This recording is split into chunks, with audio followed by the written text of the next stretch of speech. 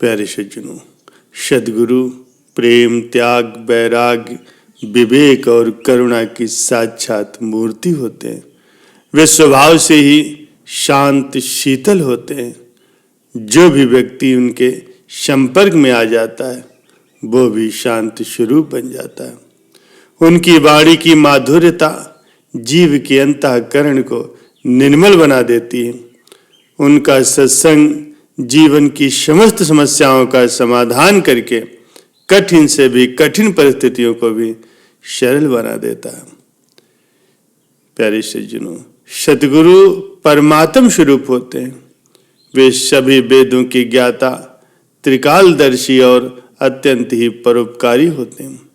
सांसारिक कलह कल्पनाओं से पीड़ित हुए अशांत जीवों को आत्मज्ञान की प्राप्ति का सत मार्ग बताकर उसे नव जीवन प्रदान करते हैं। सतगुरु के जैसा परोपकारी और परम हितैषी इस संसार में अन्य कोई नहीं है। संत चरणदास जी फरमाते हैं कि ये जीव तू निश्चित करके जान ले, सद्गुरु के अतिरिक्त इस संसार में तेरा कोई भी अपना सच्चा मीत नहीं है। हमने सब तरह से विचार करके देख लिया कि आत्मा का यदि कोई सच्चा संगी सहाय है तो वे सद्गुरु ही है। कल्प वृक्ष की तरह सद्गुरु अपने शिष्य की सभी हार्दिक भावनाओं को पूर्ण करते हैं और जिस प्रकार से कामधेनु भावना के अनुसार पदार्थों की उपलब्धि करा देती है, उसी प्रकार ही सद्गुरु भी जीव की तृष्णा रूपी भूख को समाप्त कर उसे शांत स्वरूप बना देते हैं, अर्थात भक्ति की अनमोल दात से जीव को भरपूर कर देते हैं। सद्गुरु ही साक्षात ब्रह्मा, विष्णु और महेश हैं, जो जीवात्मा का सही अर्थों में पालन पोषण करके उसे खुशहाल बना देते हैं।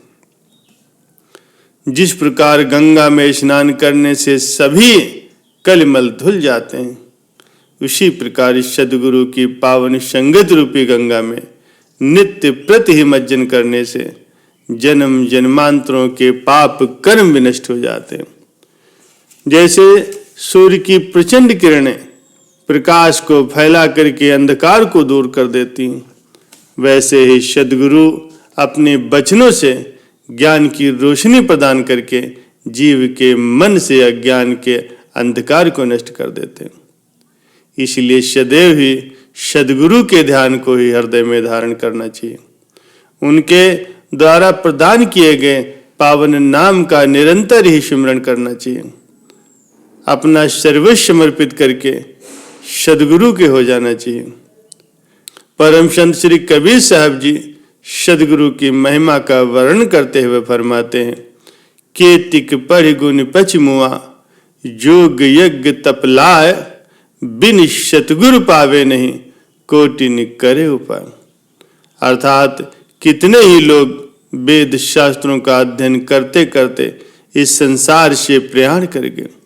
कितनी ही योगी क्रियाएं करने वाले, यज्ञ जप तप इत्यादि करने वाले लोग इस लोक से चले गए।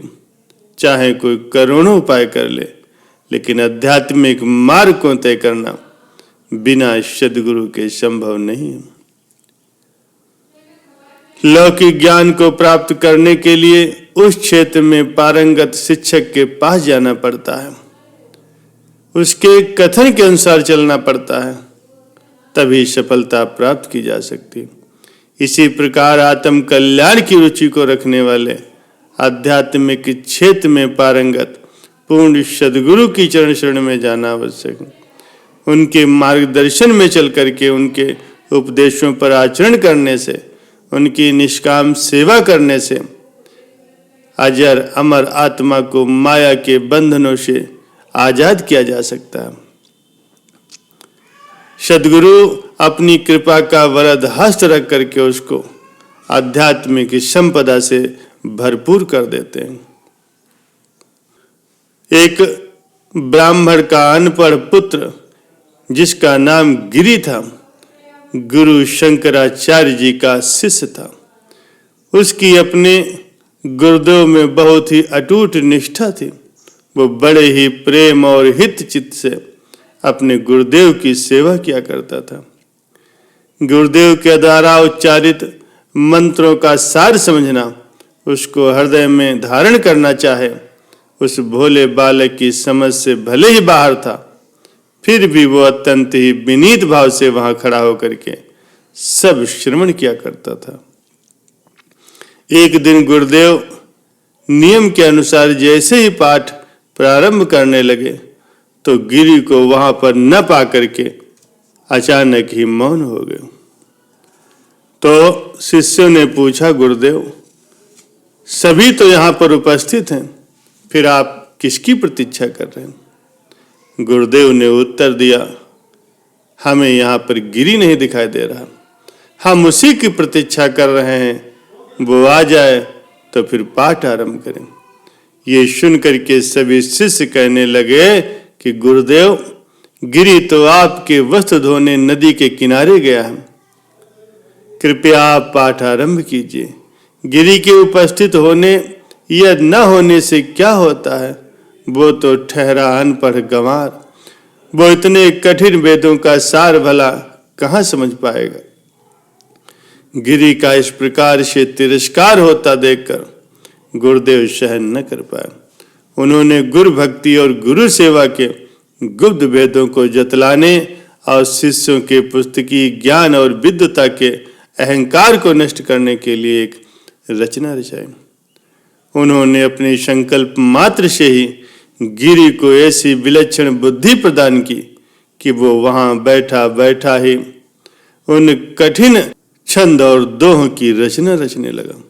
कुछ ही समय के उपरांत गिरी अपने गुरुदेव के वस्त्रों को धो करके अपने कंधों पर उठाए हुए उन दोहों को गाता हुआ वहां आ पहुंचा, जहां गुरुदेव शिष्य मंडली के साथ विराजमान थे। वे सभी शिष्य गिरी में आए हुए आश्चर्यजनक परिवर्तन को देख करके दंग रह गए और मन ही मन अपने कहे हुए पर पश्चाताप करने लगे। गुरुदेव की असीम कृपा से उनमें हार्दिक आस्था रखने वाला अनपढ़ गिरी तोटकाचार्य के नाम से आगे चल करके विख्यात हुआ। गुरुदेव की प्रसन्नता को पा करके वो वेदांत का निपुण विद्वान बन गया। प्यारे सज्जनों, सद्गुरु की अहेतु कृपा रंक को धनवान, निरक्षर को वेदों का ज्ञाता बना देती। आवश्यकता है तो केवल उनके वचनों पर दृढ़ आस्था रखने की और आचरण करने की। प्यारे सज्जनों, हमारा भी यही कर्तव्य है कि हम सद्गुरु की चरण शरण में रह करके उनकी महिमा, उनके उपकारों के गुणानुवाद गाते हुए अपनी सूरत को हर वक्त उनके चरणों के संग जोड़े रहें। सद्गुरु की भक्ति करके आत्मिक सुख, परम आनंद, नित्य खुशियों से भरपूर रहें। इसी में मानव जन्म की सार्थकता है और इसी से ही महापुरुषों की प्रसन्नता भी प्राप्त होती है।